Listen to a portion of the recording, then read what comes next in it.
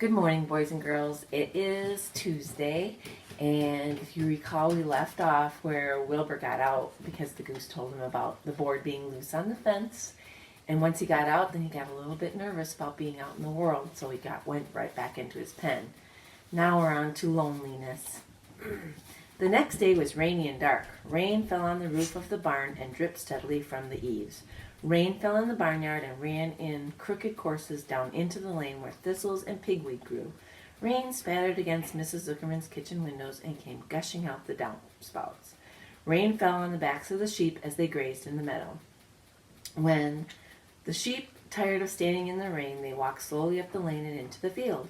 Rain upset Wilbur's plans. Wilbur had planned to go out this day and dig a new hole in his yard. He had other plans, too. His plans for the day went something like this. Breakfast at 6:30, skim milk, crusts, middlings, bits of donuts, wheat cakes with drops of maple syrup sticking to them, potato skins, leftover custard pudding with raisins, and bits of shredded wheat. Breakfast would be finished at 7. From 7 to 8, Wilbur planned to have a talk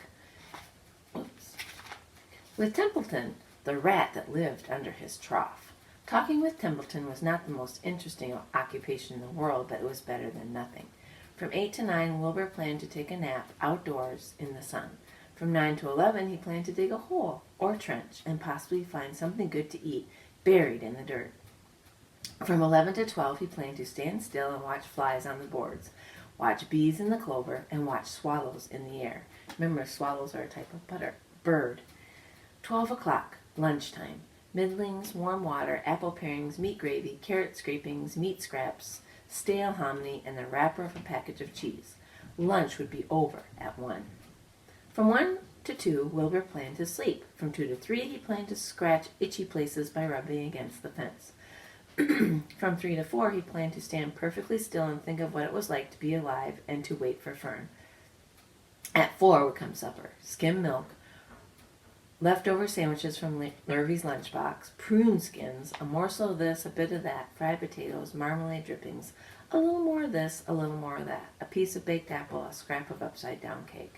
Wilbur had gone to sleep thinking about these plans. He awoke at 6 and saw the rain, and it seemed as though he couldn't bear it. I get everything all beautifully planned out, and it has to go in rain, he said. How many of you have done that before, where you've planned something and then it went out completely different than what you expected? I have. For a while he stood gloomily indoors. Then he walked to the door and looked out. Drops of rain struck his face. His yard was cold and wet. His trough had an inch of rainwater in it. Templeton was nowhere to be seen. Are you out there, Templeton? Called Wilbur. There was no answer. Suddenly Wilbur felt lonely and friendless. One day, just like another, he groaned. I'm very young. I have no real friend here in the barn. It's going to rain all morning and all afternoon, and Fern won't come in such bad weather. Oh, honestly. And Wilbur was crying again, for the second time in 2 days. At 6:30, Wilbur heard the banging of a pail. Lurvy was standing outside in the rain, stirring up breakfast. Come on, pig, said Lurvy. Wilbur did not budge. Lurvy dumped the slops, scraped the pail, and walked away. He noticed that something was wrong with the pig. Wilbur didn't want food. He wanted love.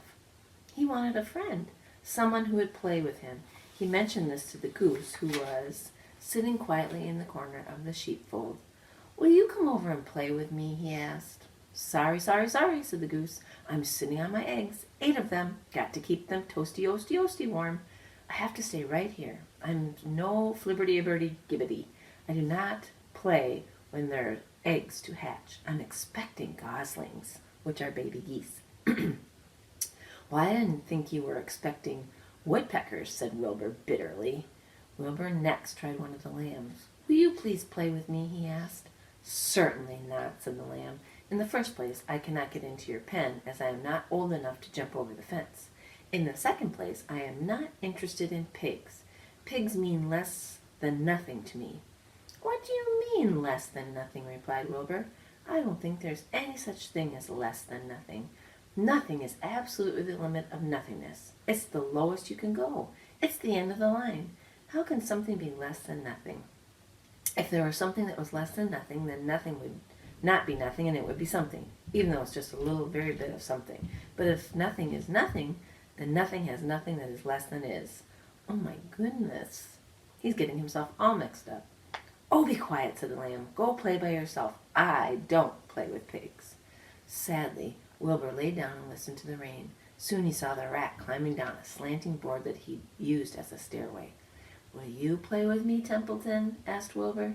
Play, said Templeton, twirling his whiskers. Play? I hardly know the meaning of the word. Well, said Wilbur, it means to have fun, to frolic, to run and skip and make merry. I never do those things if I can avoid them, replied the rat sourly. I prefer to spend my time eating, gnawing, spiting, and hiding. And there's the lamb that Wilbur was trying to play with that didn't want to play. I am a glutton, but not a merrymaker. Right now, I am on my way to your trough to eat your breakfast so that you haven't got sense enough to eat it yourself. And Templeton the rat crept stealthily along the wall, disappeared into a private tunnel that he had dug between the door and the trough in Wilbur's yard. Templeton was a crafty rat, and he had things pretty much his own way. The tunnel was an example of his skill and cunning. The tunnel enabled him to get from the barn to his hiding place under the pig trough without coming out into the open. He had tunnels and runways all over Mr. Zuckerman's farm, and he could get from one place to another without being seen. Usually, he slept during the daytime and was abroad only after dark. Wilbur watched him disappear into his tunnel. In a moment, he saw the rat's sharp nose poke out from underneath the wooden trough. Cautiously, Templeton pulled himself up over the edge of the trough. This was almost more than Wilbur could stand. On this dreary, rainy day, to see his breakfast being eaten by somebody else. He knew Templeton was getting soaked out there in the pouring rain, but even that didn't comfort him. Friendless, dejected, and hungry, he threw himself down in the manure and sobbed. Later that afternoon, Lurvy went to Mr. Zuckerman. I think there's something wrong with that pig of yours. He hasn't touched his food. Give him 2 good spoonfuls of sulfur and a little molasses, said Mr. Zuckerman. Wilbur couldn't believe what was happening to him when Lurvy caught him and forced the medicine down his throat. This was certainly the worst day of his life. He didn't know whether he could endure this awful loneliness any more. Darkness settled over everything. Soon there were only shadows and the noises of the sheep chewing their cud, and occasionally the rattle of a cow chain up overhead. You can imagine Wilbur's surprise when, out of the darkness, came a small voice he'd never heard before. It sounded rather thin but pleasant. Do you want a friend, Wilbur? It said. I'll be a friend to you. I've watched you all day, and I like you. Who do you think it is? Think in your head who it might be. But I can't see you, said Wilbur, jumping to his feet. Where are you? And who are you? I'm right up here, said the voice. Go to sleep. You'll see me in the morning. And that's the end of chapter 4. Who do you think it is? We'll continue tomorrow. Have a good day, boys and girls. Be safe. Have fun. Bye.